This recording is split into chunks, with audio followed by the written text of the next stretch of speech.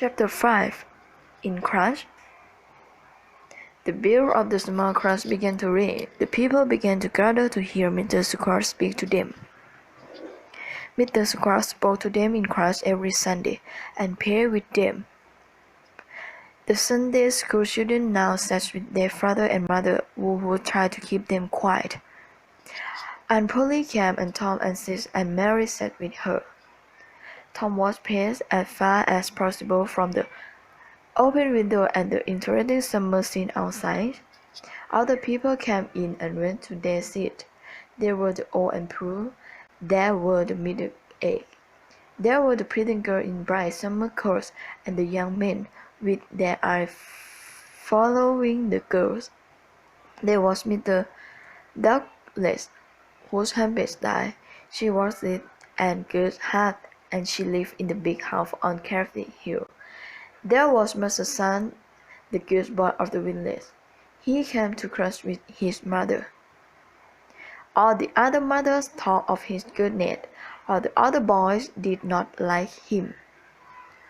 Now the bell was here again, and then the class became very quiet.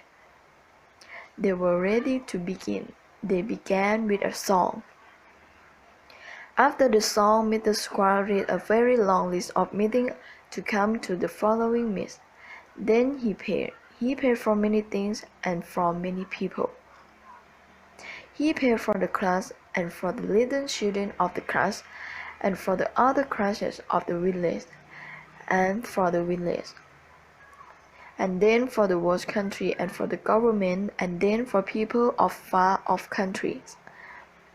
Tom didn't enjoy hearing Mr. Squire pay, but he knew he must remain quiet. While Mr. Squire paid, a flying bug stopped on the back of the seat in front of Tom. It moved its front legs together, one over the other. It put them around its head and seemed to pull until Tom thought the head was separate from the body.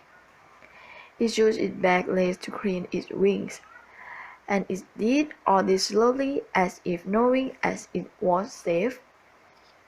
And indeed it was safe. Tom did not dare to reach for it. He believed that his soul would be destroyed suddenly if he did such a thing while Mr. Swan was paying. But with the last words, his hand began to move forward. When the last word came, the bug was in his hand. But his aunt saw this. She told him to let the bug fly away. Then Mr. Swan began a longer talk. He read the words he was saying, and Tom caught the pace and he turned them. After class, Tom always knew how many pages there had been. He did not often know what had been said. But that morning Tom was interested for a little while. Mr. Squire talked about future peace in the world. The strong and powerful nation, he said, would be friend of the weak. The strong, he said, would be like a strong, wild animal of the forest. The weak would be like a weak animal of the farm. But the strong animal would not hurt the weak animals. They would lie down beside each other in peace.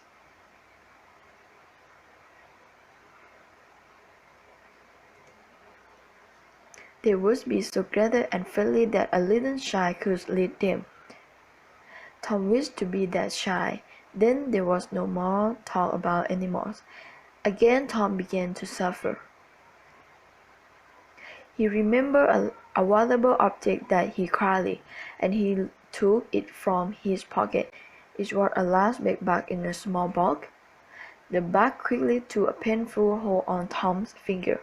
The next moment the bug was the floor on his back, and Tom's finger was in his mouth. The bug lay there, moving his legs, but it could not get on its feet again. Tom could not let it. It was too far away, but the rest of it. Other people also not interested in Mr. Squire found pleasure in watching the bug. Then a dog entered the cart. He was sad at heart. He wanted some new different thing to do. He saw the large bag bark, and his tail lift and move a little happily. He looked at the bug carefully, worked around it, put his nose nearer, lay down with the bug between his 4 feet, and began to sleep. His head moved down, it touched the bug, and the bug took a painful toll on his nose. The dog calmly shook his head, and the bug fell again on the floor, on its back.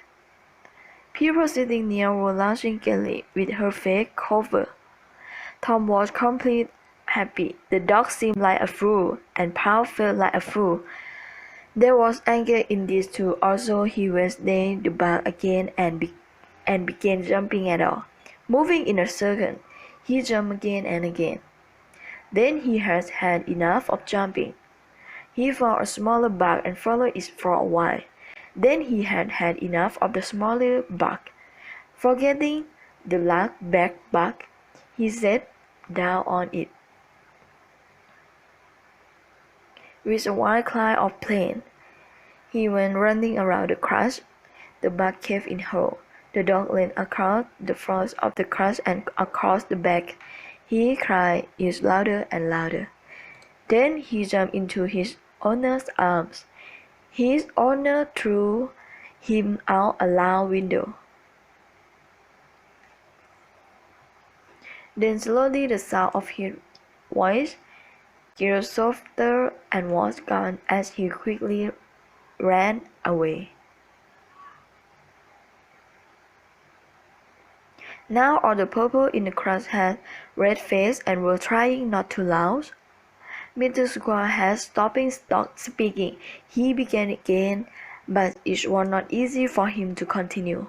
Here and there a laugh could be heard, all glad when it was time to go home. Tom Sawyer went home quite happy. Crush was a pleasure when something different. There was only one thing that he did not like. He was glad to let the dog play with his bug, but the dog should not have carried it away.